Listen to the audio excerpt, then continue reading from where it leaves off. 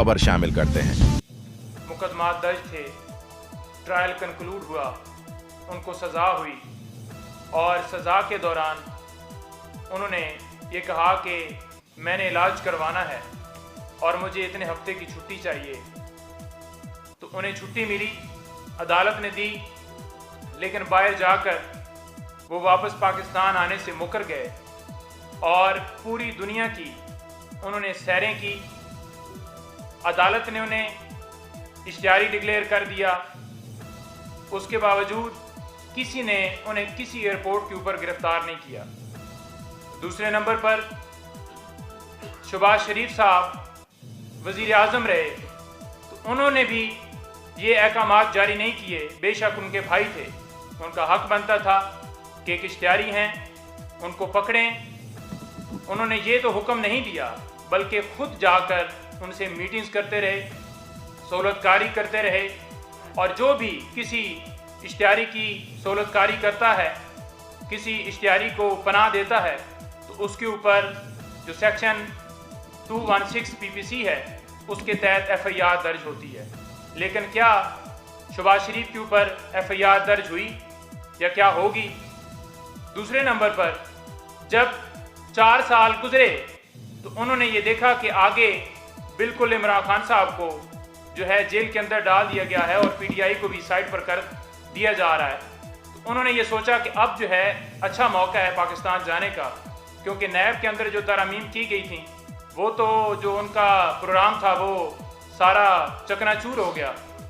तो उन्होंने ये समझा कि अब पाकिस्तान जाया जाए और फिर पाकिस्तान को लूटा जाए और लूट के फिर वापस आया जाए और फिर इसी तरह से केसेस ख़त्म करवा कर पाकिस्तान जाया जाए।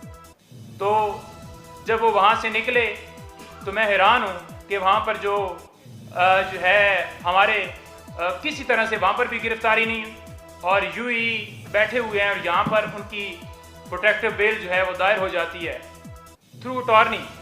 ये अटॉर्नी जब हमने दिया था तो उस वक्त इस्लामाबाद हाई कोर्ट ने, रजिस्ट्रार ऑफिस ने एतराज़ लगाया कि थ्रू अटॉर्नी जो है पटिशन किसी सूरत जो है वो दायर नहीं हो सकती, और इमरान खान साहब को मजबूर किया गया कि वो अदालत में पेश हों। जो नोटिफिकेशन उन्होंने खुद किया है उसके ऊपर बड़ा वाज़ह लिखा हुआ है कि वो शख्स खुद आएगा कोर्ट में बायोमेट्रिक के लिए, तब उसकी पटिशन जो है दायर हो सकेगी। लेकिन हर चीज़ की, हर कानून की धज्जियाँ उड़ाई गई।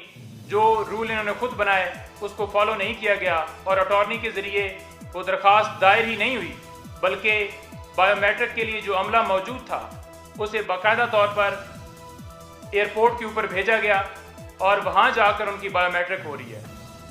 और बायोमेट्रिक के बाद फिर प्रोटोकॉल जो है, पूरा दिन हमने मीडिया के ऊपर सिर्फ जहाज़ की तस्वीरें देखी और साथ साथ जो रियासती प्रोटोकॉल, जैसे कि CCPU साहब वहाँ पर सलूट मार रहे हैं और जलसे के अंदर जाकर जनाब शाही उनके खाने और प्रोटोकॉल दिया जा रहा है।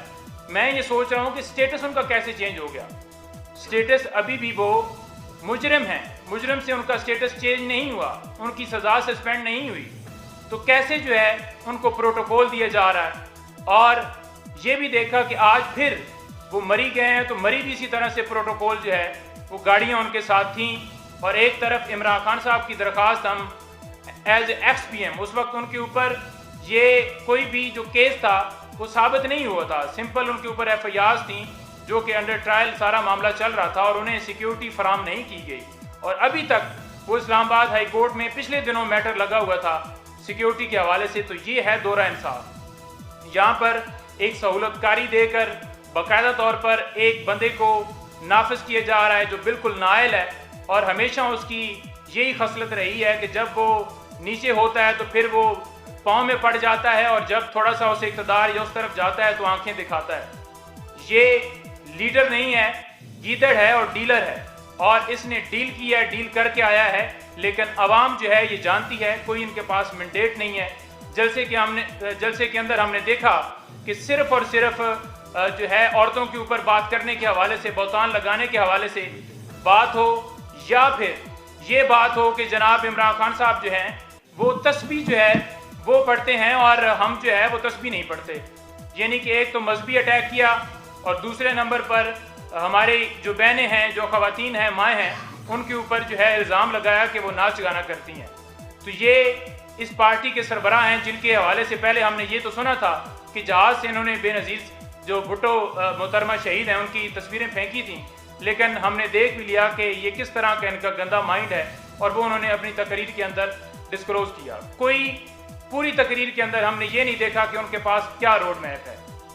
चलें, ये तो सारी चीज़ें आपने देखी, लेकिन ये जो दोहरा मेयार है इंसाफ का, आखिर में ये मैं कहूँगा कि इमरान खान साहब की 3 दरखास्तें जो बड़ी अहम हैं, जिनमें ज़मानत का मामला हो, ट्रायल को रोकने के हवाले से मामला हो या क्वैशमेंट के हवाले से दरखास्त हो, तो वो फैसला महफूज है और दूसरी तरफ ट्रायल उसी तरह से उजले से चलाया जा रहा है जैसे तोशाखाना ट्रायल चलाया गया था। तो इस फैसले को, ये जो फैसले महफूज किए गए हैं, क्यों नहीं सुनाए जा रहे? और दूसरी तरफ हम देख रहे हैं कि प्रोसिक्यूशन जो है वो आकर बयान दे रही है कि हमें गिरफ्तारी मतलूब नहीं है। अब कल के लिए डेट फिक्स है, हम अदालत से यही उम्मीद रखते हैं कि जैसा दूसरे लोगों के लिए कानून है, नोटिस भेजे जाते हैं, ऐसा प्रोसेस किया जाए और रूटीन में जैसे इमरान खान साहब की दरखास्तें सुनी जाती हैं और फैसले महफूज किए जाते हैं और जो है कानूनी पहलू जो हैं वो कानून को देखा नहीं जाता, तो कानून को देखते हुए ये फैसला दिया जाए और किसी तरह से उनकी को जो है वो ज़मानत जो है वो नहीं कन्फर्म हो सकती, उन्हें हर सूरत जेल जाना पड़ेगा, क्योंकि इस वक्त स्टेटस जो उनका है वो कन्विक्टेड हैं और यहाँ से सिर्फ और सिर्फ बेल लेकर, छुट्टी लेकर चंद दिनों के लिए बाहर गए थे और उन्होंने आकर अदालत में सरेंडर करना है और सीधा जेल जाना है। Thank you ji.